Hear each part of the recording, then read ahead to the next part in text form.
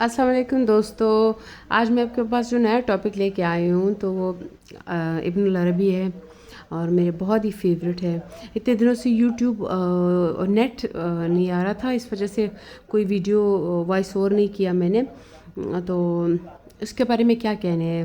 وہ real life میں بھی ایسے تھے کہ کہا جاتا ہے کہ اس کا جھوٹا کھانے کے لیے بھی لوگ جو اللہ کے بہت ولی لوگ تھے وہ مطلب بھاگ پڑتے تھے کہ ابن العربی کا جھوٹا کھا رہے ہیں.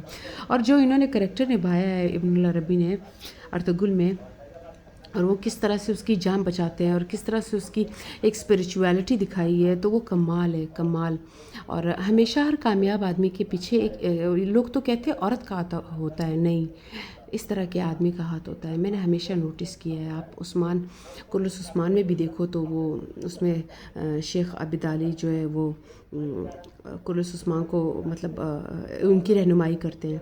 تو یہاں پہ بھی ارطغرل کو جو ہے وہ اس کے والد کہتے ہیں کہ تم الف جاؤ اور وہاں سے ان کے عزیز سے زمین کا ایک ٹکڑا مانگو کہ ہم کائی قبیلہ وہاں پہ آباد ہو جائے.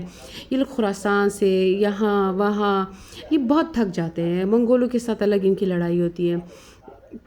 تو تب بامسی، دوحان، ترگت اور ارطغرل چاروں کے چاروں آتے ہیں اور یہاں پہ مدد مانگنے کے لیے. لیکن وہ اتنے منافق قسم کے لوگ ہوتے ہیں. اس کے ارد گرد الف کے عزیز کے ارد گرد اس کو خود بھی پتہ نہیں ہوتا، کوئی ناصر بنا ہوا ہوتا ہے، کوئی ابو حشام بنا ہوا ہوتا ہے. ان کی تلواریں چھپاتے ہیں اور جب وہ زمین کا ٹکڑا مانگنے کی بات کرتے تو کہتے تم اپنی حفاظت نہیں کر سکتے تو زمین کا ٹکڑا کہاں سے ہم تمہیں دیں گے. تو تمہارے فوجی وہ اس کے بدلے وہ کہتے ہیں ہم 2000 سپاہی دیں گے آپ کو. یہاں ارطغرل اپنے کمرے میں آتا ہے جہاں اس کو پتہ ہی نہیں کہ اس کی موم بتیوں میں کوئی زہر ڈالا ہے. جیسے ہی بستر پہ سوتا ہے تو اس کو ایسا لگتا ہے کہ جیسے یہ کسی کنویں میں پھنسا ہوا ہو. اور ادھر ابن العربی کو بھی یہ فیل آتی ہے کہ ارطغرل کے ساتھ کوئی مسئلہ ہے. جیسے ان کے عبادت کا ایک مخصوص طریقہ ہوتا ہے، سب علماء کرام مل کے کھڑے ہوتے ہیں اور اللہ اللہ بولتے ہیں.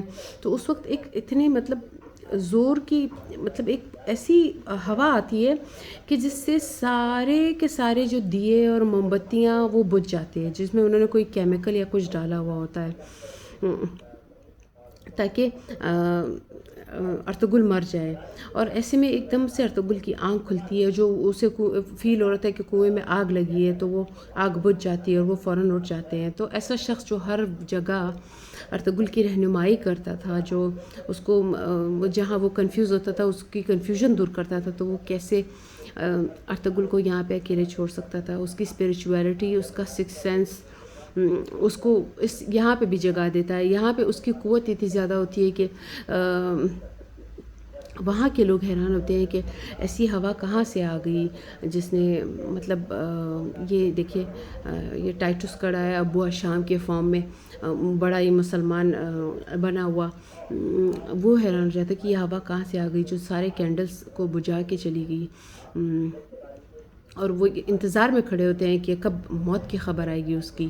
اور لیکن اس کے الٹ ہو جاتا ہے. وہ وہاں سے کسی طرح اس کمرے سے زندہ نکل آتا ہے. وہ کینڈلز جیسی بجھتی ہے تو اس کا ظاہر ہے اس زہر کا اثر بھی ختم ہو جاتا ہے. اور ایسے میں ارطغرل کی آنکھ کھلتی ہے اور وہ فوراً سے بیدار ہوتا ہے اور سمجھ جاتا ہے کہ انہوں نے میرے ساتھ کوئی پلاننگ کی ہوئی ہے. لیکن الحمدللہ وہ زندہ بچ جاتے ہیں. اچھا ایک بات آپ کو بتاتی چلوں، جیسے مطلب باقاعدہ سے لوگ ایک اسکرپٹ لکھ کے پھر وہ دیکھ کے پڑھتے ہیں. میں ایسا نہیں کرتی، اس لیے میں بار بار سوری رک جاتی ہوں. تو یہ میرے ساتھ پرابلم ہے. یہ دوسری جگہ ہے جہاں پہ مطلب ارطغرل کو اس نے بالکل موت کے منہ سے بچایا، جہاں بالکل وہ سٹیمپ لگا رہے تھے کہ بس اس نے مرنا ہے. ہمارے والد کو اس نے یعنی سلطان علاء الدین کے قباد کو اس نے مارا ہے. اور ایسے میں ابن العربی آتے ہیں اور اسے کہتے ہیں کہ میں ابن العربی ہوں. تو غیاث الدین اسے کہتے ہیں کہ تم تو بہت مطلب میرے والد کے بہت فیوریٹ تھے. تو وہ اسے کہتے ہیں کہ ایسا مت کرو، یہ تم پوری اسلامی دنیا کے ساتھ برا کرو گے. صرف ایک ارطغرل کے ساتھ نہیں، یہ پوری اسلامی دنیا کے ساتھ تم بے انصافی کرو گے. اتنا بڑا جھوٹا الزام تم کیسے لگا سکتے ہو ایک علاؤالدین کے اتنے وفادار آدمی پہ؟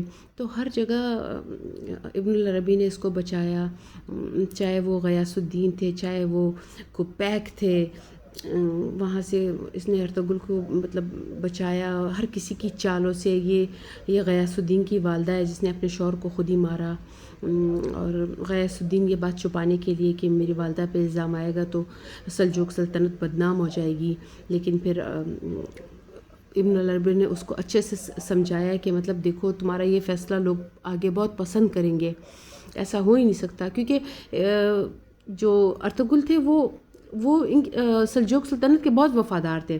اب عثمان غازی نے ایک الگ ریاست قائم کی، لیکن یہ جب تک سلجوق سلطنت قائم تھی اس نے یہ اسی کی وفادار رہے۔